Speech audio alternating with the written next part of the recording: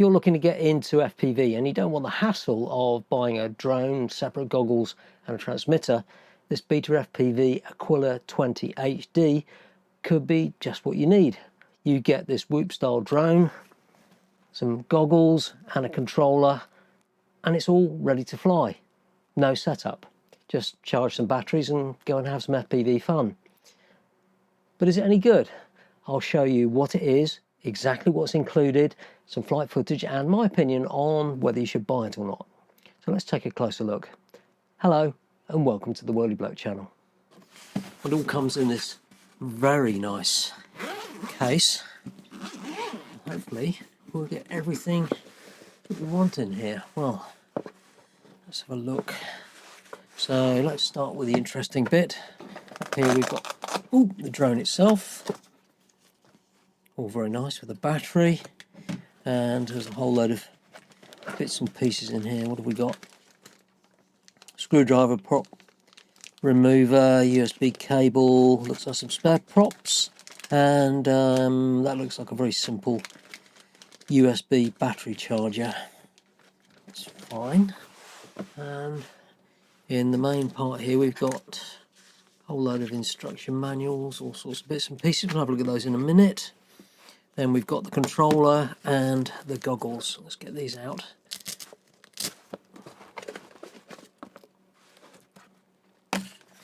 And make a bit of room. Okay. So, yeah, this all looks very nice. It's actually very nicely made. Fantastic. We've got the controller over here. All feels very standard for a game controller. This is all very familiar stuff if you're used to flying whoops. And then we've got the goggles. Very interesting. And where's the battery? Well, the battery's in the back there. Very much like the DJI, new DJI goggles, the goggles through. Get zoomed in a little bit more so hopefully you can see what's going on here. We've got these batteries, which are interesting. It comes with one battery. I think it comes with two batteries, but you can actually buy this 3 battery charger, which I think is separate, but it comes with 2, I believe. Now the Aquila 20 HD itself, it's a 100mm brushless whoop, powered by this 2S 1100 mAh battery, and FPV claims flight times of up to 10 minutes, which is pretty impressive for a drone of this sort of size, and it gives you plenty of practice time between battery changes. But I'll be testing out that later to see what the real world flight times are. And one of the headline features of this is the new P1 digital video system.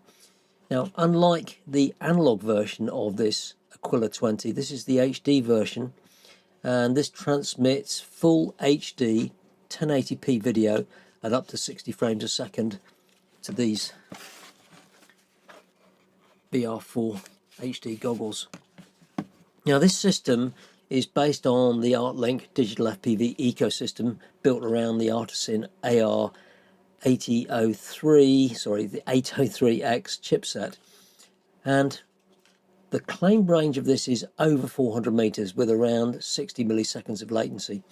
For a beginner, the important thing is that the video quality is dramatically clearer than on the analog 20 version that they've got available.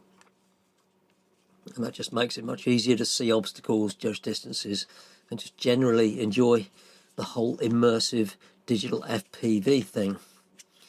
Control is on this controller, which is like a game style controller. It's called the Light Radio 4 SE, which uses Express LRS 2.4 gig, and that's great news because LRS has become one of the most widely adopted radio systems in FPV today, and that gives you a potential upgrade path if you decide to move on to other drones in the future. So you could probably use this for other drones as well.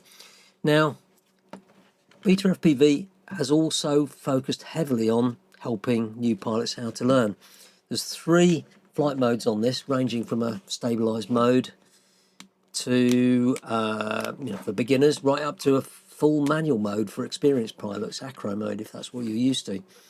And if you're already into FPV, some of this will all be very familiar. And it's even got turtle mode, so you can flip the drone upside down. If it's flipped over like this, it means you're saving having to walk across the field and pick it up.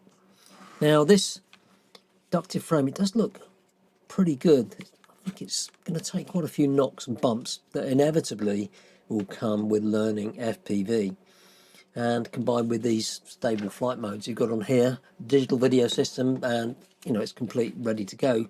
This feels more like a learning platform than simply a drone, which makes it attractive for anyone wanting to get into FPV without all the complexity of building their own setup. These goggles, pretty good. Let me pull that out because the antenna is not going to move. This is all fairly standard. It's a box style goggle. It's reasonably comfortable. I have to say it's not the best. Most goggle manufacturers these days seem to have got the comfort of these nailed. I find it's a little bit hard, but it's not terrible. It's just that I'm used to something that's a little bit better. But if you're a beginner, you probably wouldn't even notice the difference. Batteries in the back, and you just charge it up on USB here. All very nice. Got a fan, DVR, put your SD card in there, and it's all very nice, but we'll see some of that in a minute. Manual, and well, that's in Chinese, but it comes in English as well, which suits me, and it seems to be pretty comprehensive. Tells you all the switches do. So you've got different modes. You've got fast speed, middle speed, and slow speed, and then you can change it around this way so you can see it. You've basically got this switch here, which allows you to switch between manual mode, sport mode, and normal mode. So all very good. And there's various other bits and pieces on it as well. The neat feature about this, it has actually got altitude hold on it, and I think there's two. They look like optical flow sensors or something like that. One there, transmitter maybe, and a receiver. But I did try this out very quickly when it turned up, and you just move this up to that position. Once you get halfway, you put it there, and it just hops up into the air and just stays there. Now let's see how the Aquilla 20 HD actually flies. Now, the first thing that impressed me was the video system. No, it's not DJI quality, but it's definitely better than many of the open source digital FPV systems I've tested. This ArtLink system delivers a surprisingly clean image with good detail, and around this part where I normally fly, I didn't experience any significant breakup, tearing, or loss of signal. And in the air, the Aquilla feels very beginner friendly. Even in manual mode, it's quite docile and forgiving, which means the latency really isn't an issue. And the tune is definitely on the soft and safe side, although I did notice it's a little bit bouncy in pitch at times, so it feels a little bit uncertain. But it's capable of more than just gentle cruising. You can throw it around a bit, perform some rolls, and even get close to a split S. I also attempted this inverted yaw spin, which, as you can see, didn't entirely go to plan. The good news is it fell from about 200 feet, hit the ground, and carried on flying with no damage at all. The flight times were consistently over 7 minutes during normal flying, and I wasn't pushing the batteries to their limit. I also carry out a hover test and manage an impressive 12 minutes, although that's obviously a best case scenario with very little throttle input.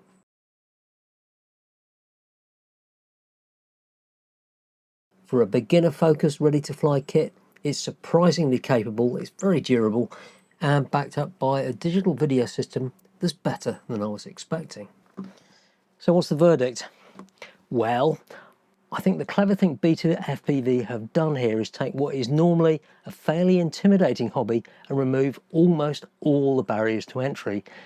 They've combined a capable drone, a digital video system, radio and goggles into a package that works straight out of the box, hiding a lot of the complexity that often puts newcomers off FPV.